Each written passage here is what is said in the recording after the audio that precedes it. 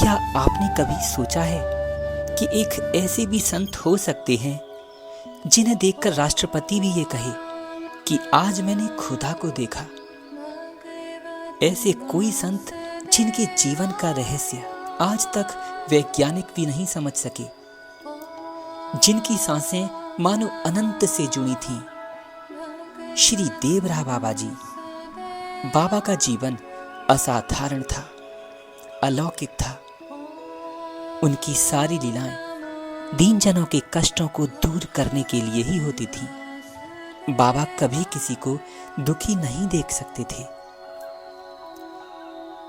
श्री बाबा की शक्तियों को देखकर भारत के प्रथम राष्ट्रपति डॉक्टर राजेंद्र प्रसाद ने कहा था, जब मैं बच्चा था तभी बाबा ऐसे थे और उस समय मैं अपने दादाजी के साथ आता था, और आज जब मैं वृद्ध हो गया तभी बाबा वैसे ही हैं, मानो काल का कोई असर होता ही ना हो। होगा कैसे? बाबा मृत्युंजय महायोगी थे। अष्टांग योग सिद्ध श्री देवरा बाबा सरकार, जिनकी उम्र आज तक कोई भी नहीं जान सका। भारत के मुस्लिम राष्ट्रपति डॉक्टर जाकिर हुसैन बाबा के पास दर्शन करने अक्सर आया करते थे। बाबा भी उनको उपदेश कुरान से ही सुनाते थे।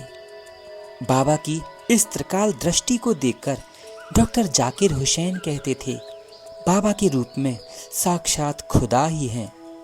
और कई बार वो बाबा को नमाज अदा भी करते थे। इतना गहरा प्रेम उनका बाबा में था।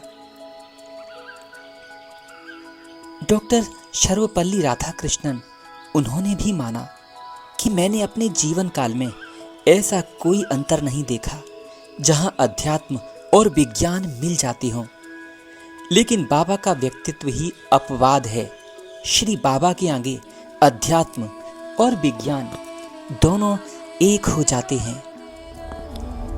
लोग कहते हैं कि बाबा जी सिर्फ संत नहीं थे, वो स्वयं चलते फिरते महादेव थे, वेदांत की ज्योति थे।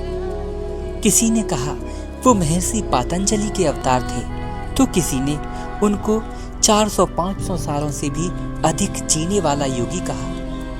अनुभव के रूप में भी ऐसा पाया गया कि नेपाल नरेश की 18 पीढ़ियां श्री देवरा बाबा सरकार की शिष्य थीं।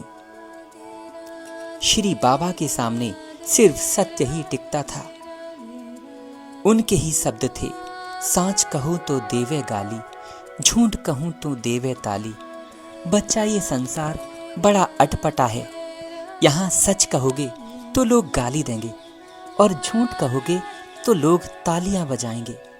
अपना मुख हरि की ओर रखो बच्चा, संसार में सिर्फ कर्तव्य कर्म करो और उसके फल प्रेम पूर्वक अपने प्रभु को सौंप दो।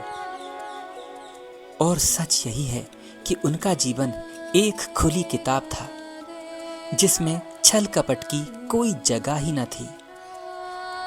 क्या आप सोच सकते हैं, श्री बाबा जी का शरीर जल में रहकर भी जल में भीगता नहीं था। वो नदियों के किनारे वर्षों तक रहे, अनेकों जगह तपस्या की, लेकिन उनकी देह पर जल का असर नहीं होता था। यहाँ तक कि सर्दी गर्मी भूख प्यास बाबा के शरीर में प्रवेश नहीं कर सकते थे। चिकित्सा विज्ञान ने जब उनकी नाड़ी देखना चाही तो पाया कि शरीर में नाड़ी जैसी कोई गति ही नहीं है। ये सब क्या था? क्या ये योग का चमत्कार था या फिर दिव्यता का प्रत्यक्ष प्रमाण जो युगों युगों में होता हो? बाबा जी के बारे में जो भी कहा गया वो उनके असली स्वरूप का एक छोटा सा हिस्सा भर है, क्योंकि अनंत को शब्दों में बांधा नहीं जा सकता।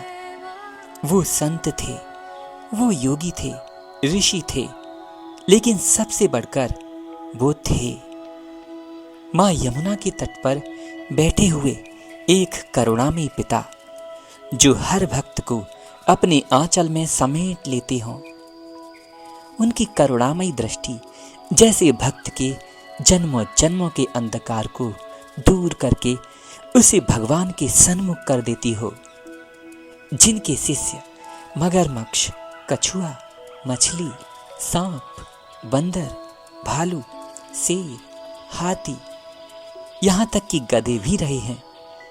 इससे स्पष्ट प्रतीत होता है कि बाबा की दृष्टि में सब समान थे। वे सब में अपनी आत्मा को ही देखते थे। आज जब हम बाबा जी को याद करते हैं तो मनी मन ये कह उठते हैं, वर्षों बीत गए लेकिन श्री देवरा बाबा का रहस्य आज भी उतना ही जीवित है।